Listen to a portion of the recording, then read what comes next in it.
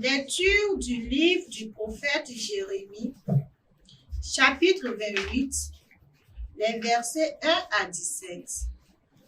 Cette année-là, au début du règne de Sédécias, roi de Juda, la 4e année au 5e mois, le prophète Anani, fils d'Azur, originaire de Gabaon, me dit dans la maison du Seigneur, en présence des prêtres et de tout le peuple, ainsi parle le Seigneur de l'univers, le Dieu d'Israël. J'ai brisé le joug du roi de Babylone. Dans 2 ans, jour pour jour, je ferai revenir en ce lieu tous les objets de la maison du Seigneur que Nabuchodonosor, roi de Babylone, a enlevés pour les emporter à Babylone. Je ramènerai ici Jéconias, fils de Joachim, roi de Juda, avec tous les déportés de Juda qui sont partis à Babylone, oracle du Seigneur. Car je vais briser le joug du roi de Babylone. Le prophète Jérémie répondit au prophète Anani, en présence des prêtres et de tout le peuple qui se tenait dans la maison du Seigneur. Il lui dit, Amen, que le Seigneur agisse ainsi, que le Seigneur accomplisse ta prophétie, qu'il fasse revenir de Babylone les objets de la maison du Seigneur et tous les déportés. Cependant, écoute bien cette parole que je vais te faire entendre à toi et à tout le peuple. Les prophètes qui nous ont précédés, toi et moi, depuis bien longtemps, ont prophétisé contre de nombreux pays et de grands royaumes, la guerre, le malheur et la peste. Le prophète qui annonce la paix n'est reconnu comme prophète vraiment envoyé par le Seigneur que si sa parole s'accomplit. Alors le prophète Anani enleva le joug que le prophète Jérémie s'était mis sur la nuque et il le brisa. Et Anani déclara en présence de tout le peuple, ainsi parle le Seigneur. De la même manière, dans 2 ans, jour pour jour, je briserai le joug de Nabuchodonosor, roi de Babylone, pour en délivrer toutes les nations. Alors le prophète Jérémie alla son chemin. La parole du Seigneur fut adressée à Jérémie après que le prophète Anani eut brisé le joug qui était sur sa nuque. Va dire à Anani, ainsi parle le Seigneur. Tu as brisé un joug de bois, mais à sa place, tu feras un joug de fer. Car ainsi le Seigneur de l'univers, le Dieu d'Israël, c'est un joug de fer que je mets sur la nuque de toutes ces nations pour qu'elles servent Nabuchodonosor, roi de Babylone. Et elles le serviront. Je lui ai donné même les bêtes sauvages.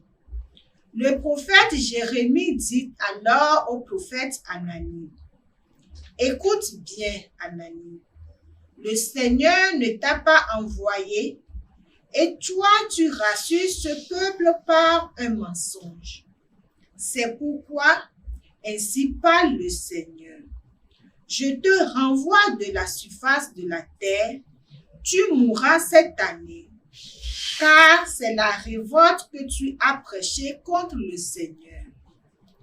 Le prophète Anani mourut cette année même au 7e mois. Parole du Seigneur. Nous rendons grâce à Dieu. Seigneur, apprends-moi tes commandements. Seigneur, apprends-moi tes commandements. Détourne-moi de la voie du mensonge. Fais-moi la grâce de ta loi.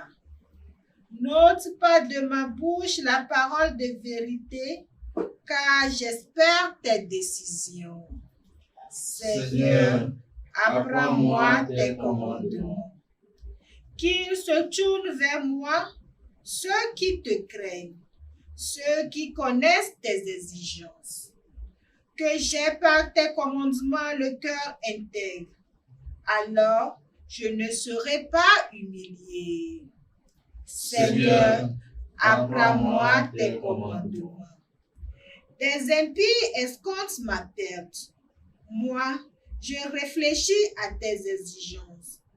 De tes décisions, je ne veux pas m'écarter, car c'est toi qui m'enseignes. Seigneur, apprends-moi tes commandements.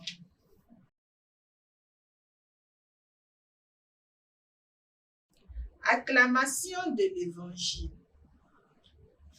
L'homme ne vit pas seulement de pain, mais de toute parole qui sort de la bouche de Dieu.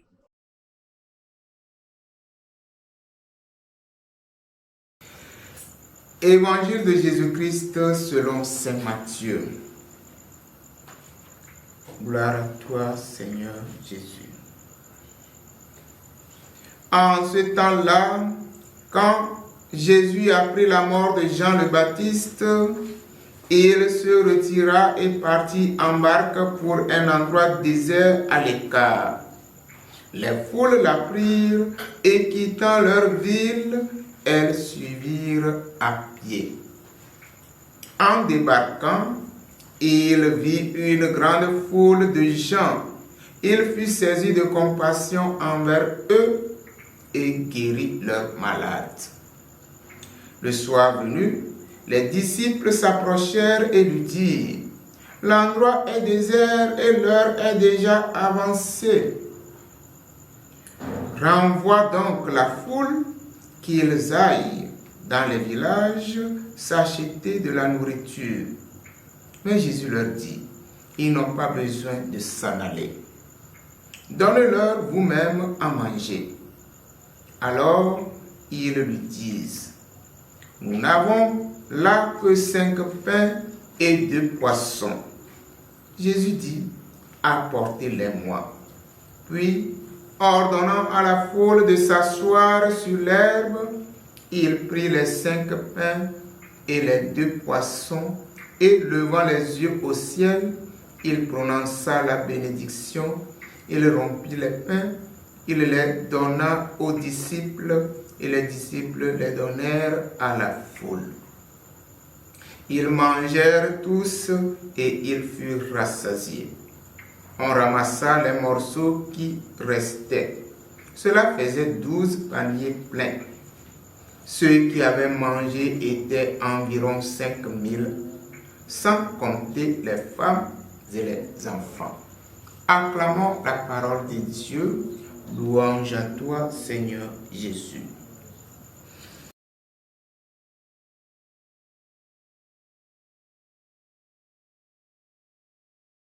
Bien-aimés dans le Seigneur, les textes que l'Église nous propose, spécialement l'évangile que nous venons d'écouter, nous parle de la multiplication des pains. Mais avant cet épisode, ou bien cet acte de multiplication des pains, nous voyons Jésus contraint par la mort de Jean-Baptiste de se retirer hors de la foule et contraint par la foule à enseigner et à continuer sa mission. Comme premier message, savoir faire avec les contraintes de notre vie. Les contraintes ou les imprévus de notre vie sont à gérer de manière positive et à saisir comme opportunité pour faire le bien. que rien ne soit pour nous un objet de chute, mais plutôt un moment d'action de grâce et d'avancer vers le Seigneur. Saisissons toutes les imprévus, toutes les contraintes de notre vie pour les transformer en opportunités pour faire le bien. Le deuxième message que nous laisse cet évangile, c'est la tension sympathique des disciples. Jésus a fait ce miracle de multiplication de pain parce que les disciples sont venus le voir pour lui dire la foule doit se retirer pour aller chercher à manger. Jésus leur dit, donnez-leur vous-même à manger. Chers frères et sœurs, nous sommes invités à être attentifs les uns les autres, à savoir reconnaître les besoins que les personnes qui nous entourent ont et à les porter vers Dieu. C'est ainsi que d'autres aussi nous porteront pour que tous et chacun de nous, personne ne manque de rien. Demandons cette grâce d'une attention soutenue, d'une sympathie envers les gens qui nous entourent et demandons la grâce de savoir gérer les contraintes de notre vie. Que le Seigneur nous donne cette grâce, lui qui est vivant maintenant et pour les siècles des siècles. Amen.